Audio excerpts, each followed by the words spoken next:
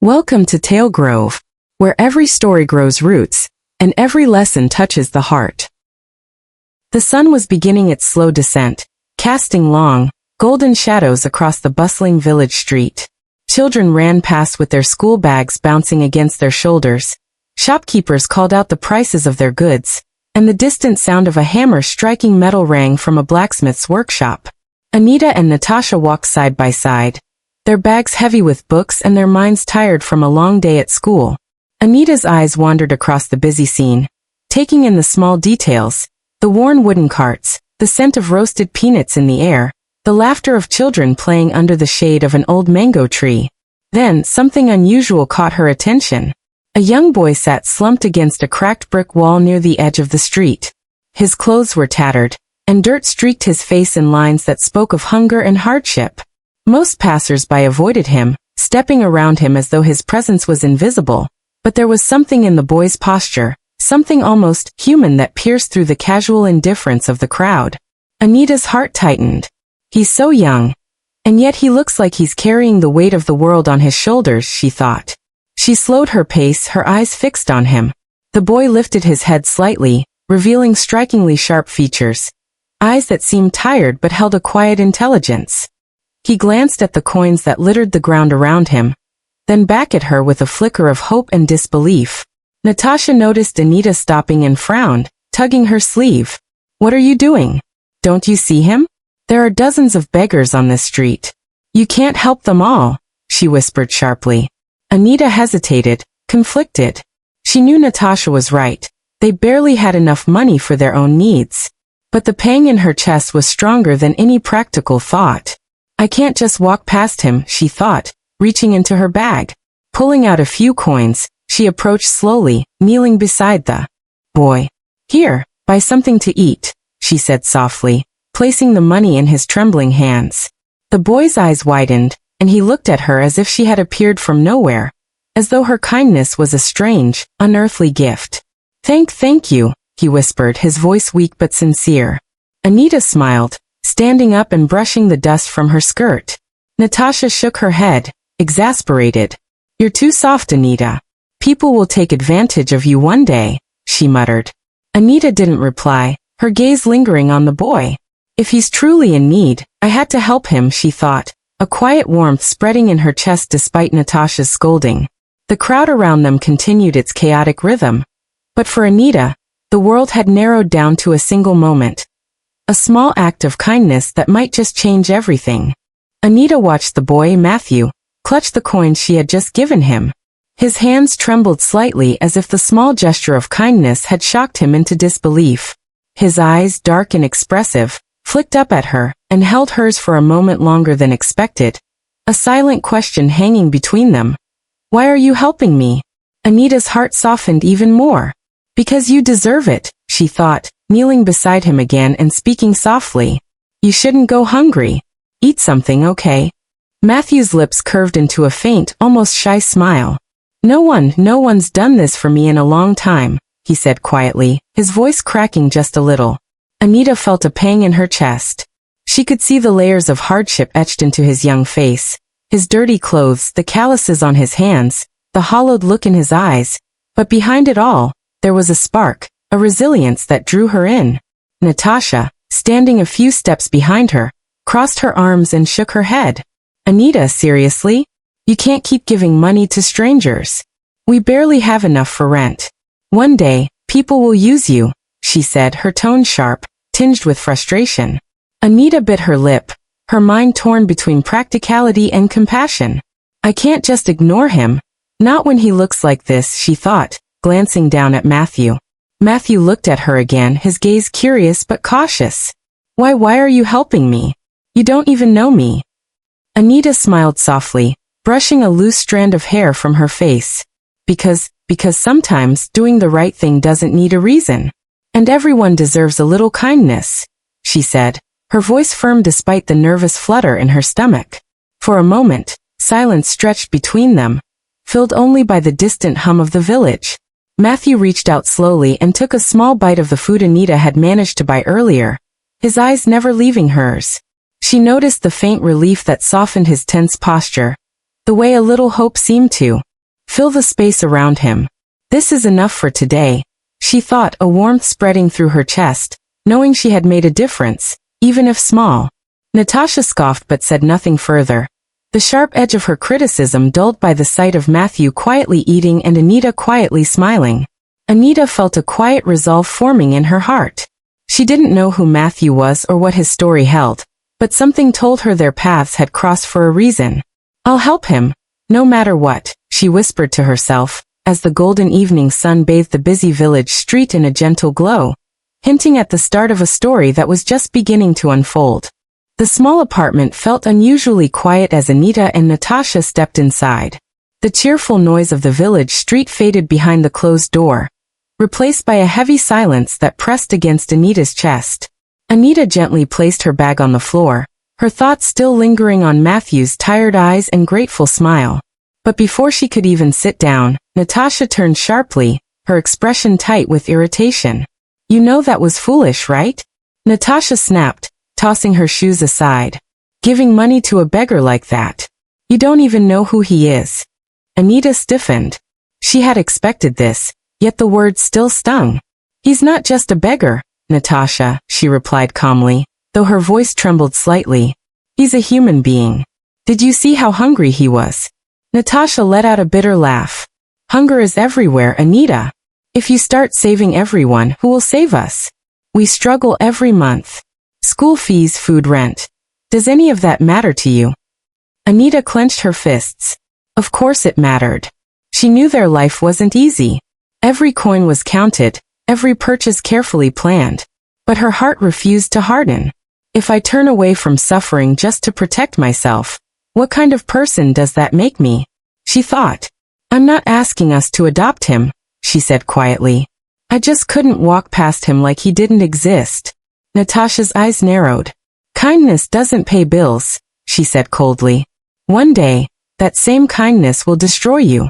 People like him know how to pretend. They use soft-hearted girls like you. The words cut deep. Anita felt anger rise, mixed with doubt. What if she's right? A small voice whispered in her mind. She shook her head, pushing the thought away. You didn't see his eyes, she said firmly. There was no deception there. Just pain. Natasha turned away, folding her arms. Pain can be an act, she muttered. I won't be surprised if he comes back asking for more tomorrow. Anita's chest tightened, but instead of fear she felt resolve. If he does, she said softly, I'll help again. Because even if the world is cruel, I don't want to become cruel too. The room fell silent. Natasha said nothing, but her expression revealed deep frustration. Anita sat on her bed, staring at the cracked wall. Her heart heavy yet strangely peaceful. I don't know what tomorrow holds, she thought, but I know I did the right thing. Outside, the night settled over the village, unaware that this small argument had planted the seeds of a much bigger story. One that would soon test loyalty, kindness, and truth in ways neither of them could imagine. Anita's chest tightened, but instead of. The next afternoon, Anita found herself walking back to the same spot on the village street, her heart beating faster with every step. She didn't fully understand why she was there again. Natasha's warnings echoed in her mind, but something stronger pulled her forward, a quiet concern she couldn't ignore. In her hands, she carried a small bag of bread and fruit, carefully wrapped, as if it were something precious. I just want to see if he's okay, she told herself, though deep down she knew it was more than that. Matthew was still there, sitting near the wall, his knees drawn to his chest. When he saw Anita, surprise flickered across his face, quickly replaced by a shy smile. You came back, he said softly, almost as if he was afraid the moment wasn't real. Anita smiled and knelt beside him. I said I would, she replied, handing him the food. You shouldn't skip meals. As he ate slowly, she noticed the careful way he handled the bread, like someone who had learned not to waste even a single bite. Her chest tightened. No one should have to live like this, she thought. They talked quietly as the village buzzed around them. Matthew spoke of sleeping under shop verandas, of nights spent listening to strangers argue or laugh while he pretended not to exist. People see me, he said, staring at the ground. But they don't really look at me. Anita felt tears sting her eyes. I see you, she said gently. And she meant it. For the first time, Matthew laughed, a soft, uncertain sound but real. You talk to me like I matter, he said. Like I'm normal. Anita's heart warmed. You are normal, she replied. You're just someone who hasn't been given a fair chance. As the sun dipped lower, painting the sky in orange and pink, Anita realized how easily time had passed. She felt calm, safe, almost at home sitting beside him. Why does this feel so natural? She wondered. There was something about Matthew, his thoughtful pauses, the intelligence behind his words, that didn't match the life he described. When she finally stood to leave, Matthew looked up at her, his voice barely above a whisper. Will you come again? Anita hesitated only a second. Yes, she said. I will. As she walked away, her heart felt fuller than it had in a long time. She didn't know it yet, but this simple promise, born from kindness, was quietly weaving their lives together, leading her closer to a truth that would soon change everything she believed she knew. That evening, the small apartment felt heavier than usual, as if the walls themselves were listening. Anita sat on the edge of her bed, her mind replaying Matthew's soft voice and shy smile. A quiet sense of peace lingered in her heart, until Natasha walked in, her movements sharp and deliberate.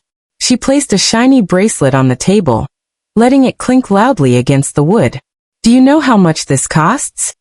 Natasha asked casually, though her eyes carefully studied Anita's reaction. Anita looked up, surprised. Where did you get that? Natasha smiled slowly, a smile that carried both pride and calculation. Chief Emmanuel gave it to me. He says I deserve nice things. Things we could never afford on our own. She paused, then added softly. Things you could have too, if you stopped wasting your heart on the wrong people. Anita's chest tightened. What are you talking about? Natasha sat beside her, lowering her voice. I'm talking about choices, Anita. Real choices. People like Chief Emmanuel can change our lives overnight. No more hunger, no more worrying about rent. And then there's that boy, she scoffed. A homeless stranger with nothing to offer but sad stories. Anita stood up, her hands trembling. Don't talk about him like that, she said firmly. You don't know him. Natasha laughed softly. And you do, she shot back. You're letting emotions blind you. Men like him survive by deception. Today he needs food. Tomorrow money. One day he'll disappear, and you'll be left with nothing. Anita felt doubt creep in like a shadow.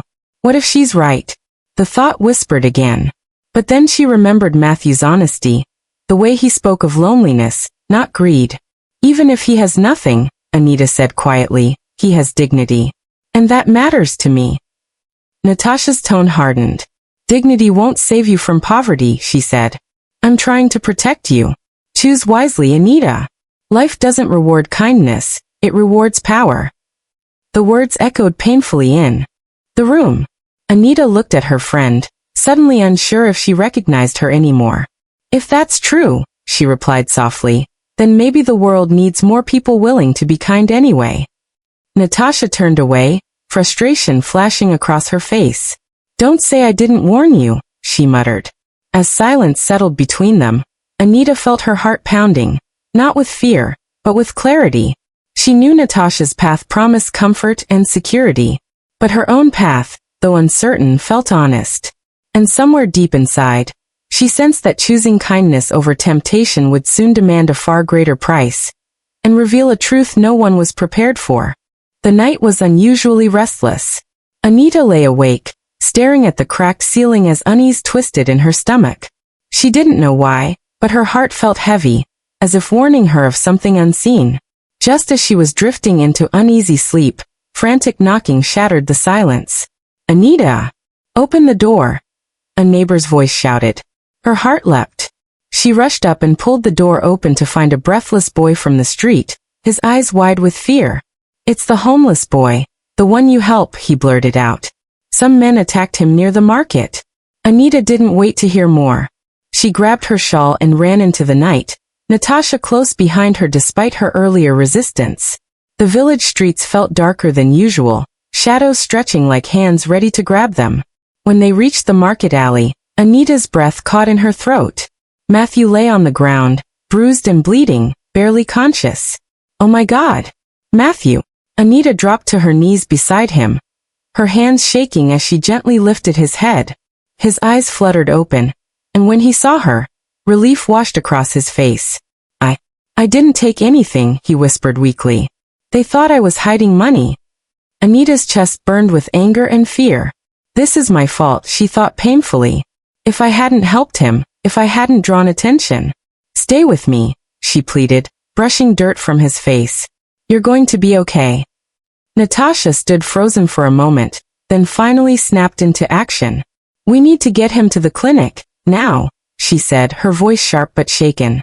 Together, they struggled to lift Matthew, every second feeling like an eternity. At the clinic, the doctor worked quickly, his expression grim.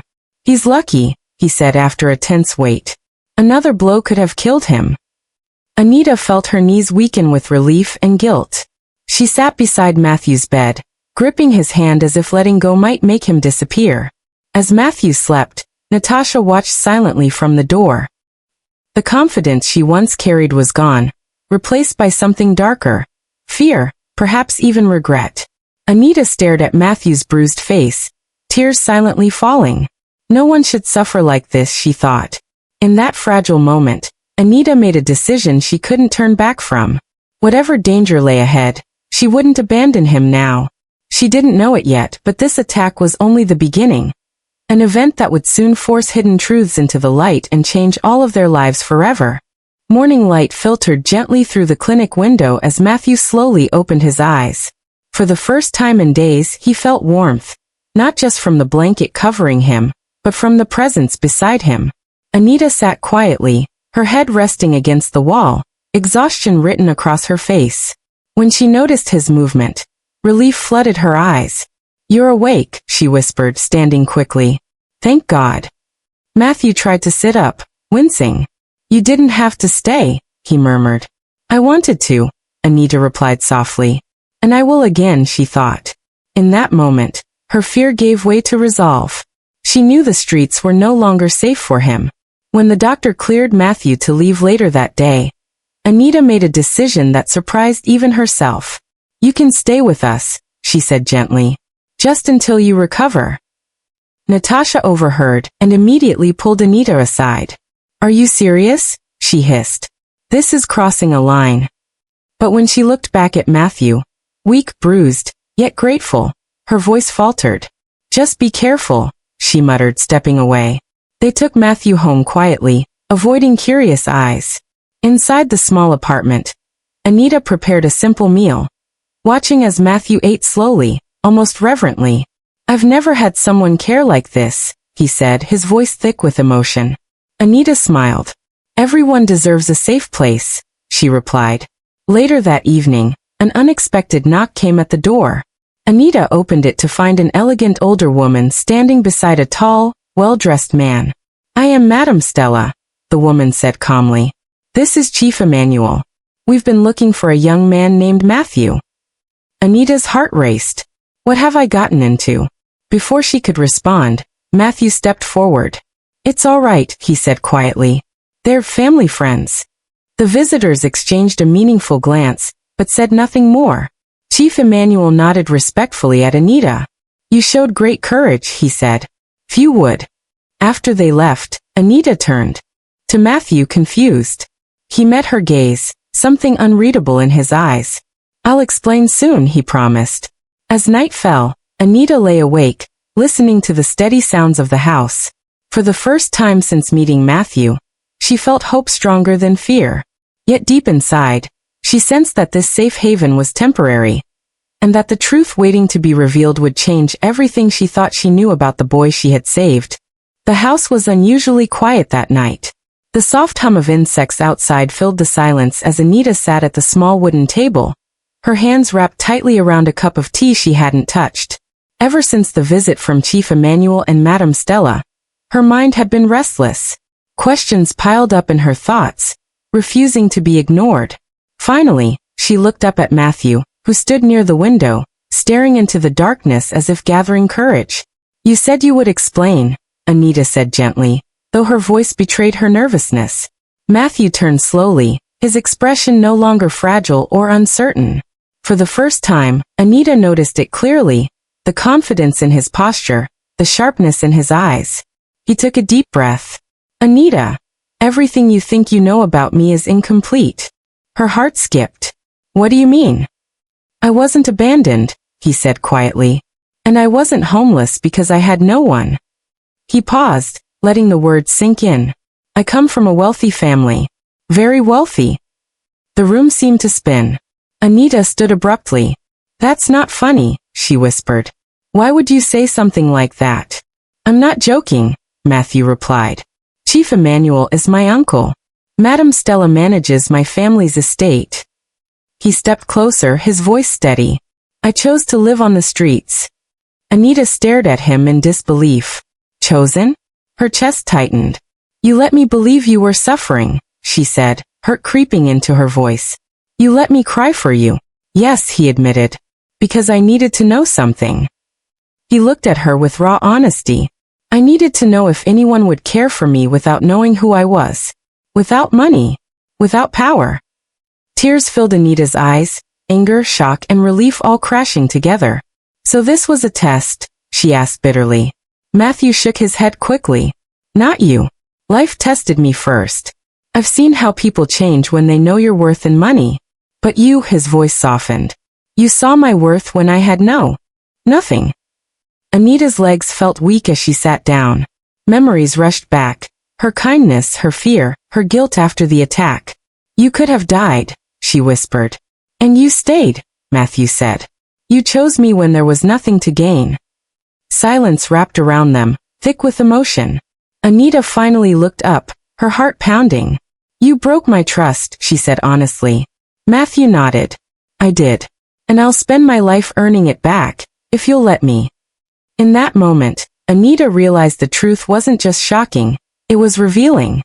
Not of Matthew's wealth, but of her own heart. And as tears slipped down her cheeks, she knew this revelation had changed everything forever. The silence between them lingered long after Matthew's confession, but it no longer felt heavy. Instead, it was tender, filled with unspoken emotions slowly finding their way to the surface. Anita wiped her tears and took a deep breath, her heart still racing. She looked at Matthew, truly looked at him this time, and saw not the homeless boy she had pitied, nor the wealthy heir he had revealed himself to be, but the man who had shown her vulnerability and truth in the most difficult way. I was angry, Anita said softly. I still am a little. She smiled faintly through her tears. But if you wanted to know whether kindness was real, you found your answer. Matthew stepped closer, his voice filled with emotion. I never expected to find someone like you. Someone who would stand by me when I had nothing, when I was hurt, forgotten, and alone. He reached for her hand, hesitating just a second, as if afraid she might pull away. When she didn't, his grip tightened gently. I don't care about your wealth, Anita said, her voice steady now. I care about who you are when no one is watching. Matthew smiled, relief washing over his face. Then let me be honest now, he said. I love you, Anita. Not because you saved me, but because you showed me what real love looks like. Her heart fluttered at his words. She stepped closer, resting her forehead against his. This is what peace feels like, she thought. I love you too, she whispered. For trusting me with your truth, and for letting me trust you again. Outside, the village slept quietly, unaware that a love born from kindness had just found its place. Matthew reached into his pocket and pulled out a simple ring, not expensive, not grand. I didn't bring this for show, he said softly. I brought it because I want a life with you. Will you walk that life with me? Anita laughed through happy tears. Yes, she said without hesitation. I will. They embraced, not as a rich man and a poor girl, but as two souls who had found each other through honesty and compassion. In that moment, Anita knew their love was stronger than secrets, stronger than fear, and built on a foundation that wealth could never buy.